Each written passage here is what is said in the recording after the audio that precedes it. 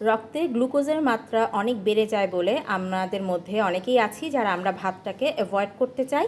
তবে একজন হার্বালিস্ট হিসেবে আমি এটাই আপনাদেরকে জানাতে চাচ্ছি যে শুধু ভাত না, গম থেকে যে আটাটা হয় সেটাও কিন্তু রক্তের গ্লুকোজের মাত্রা বাড়িয়ে দেয়। সো ওই দুটোই কিন্তু হাই গ্লাইসেমিক ফুড। তো এর বদলে আপনারা জব, ওটস এগুলোকে পছন্দ করতে পারেন রুটি বা অন্যান্য খাবার বানানোর ক্ষেত্রে। এগুলো কিন্তু খুব ভালো মানের কার্বোহাইড্রেট, অর্থাৎ এই ধরনের কার্বোহাইড্রেট খেলে রক্তের গ্লুকোজের মাত্রাটা সেরকম বাড়ে না, এটা ভালো। আর আমাদের খাদ্য তালিকা থেকে কিন্তু কার্বোহাইড্রেট একেবারেই বাদ দেওয়া চলবে না, কেননা কার্বোহাইড্রেট কিন্তু আমাদের শরীরের শক্তির প্রধান উৎস। সো কার্বোহাইড্রেটটা বাদ দিয়ে যদি আমরা ডায়েট মেনটেন করতে যাই তখন কিন্তু সবার প্রথমে আমাদের হেয়ার এবং স্কিনের উপরেই একটা প্রভাব পড়বে, আমাদের শরীর খুব দুর্বল হয়ে যাবে।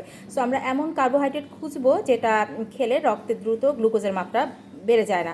আমি জবের আটা, ওটস এগুলোকে আমার পরিবারে প্রাধান্য দিয়ে থাকি। তো কোত্থেকে এই জিনিসগুলো কিনবো অনেক সময় কিন্তু আমরা অনেক সময় চিন্তা করে থাকি, কেননা ভালো সোর্স না থাকলে কিন্তু জিনিসটা ভালো পাওয়া যায় না। এক্ষেত্রে আমি ভরসা করি আমাদেরই.com-এর উপরে।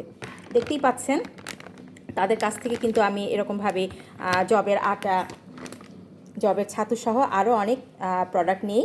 তো আজকে সকালেও আমার ঘরে এদের প্রোডাক্টটা চলে এসেছে, তো ভাবলাম যে এই সম্পর্কে কিছু কথা বলে নিই। তো নিশ্চিন্তে আপনারা ভরসা করতে পারেন আমাদেরই.com-এর উপরে।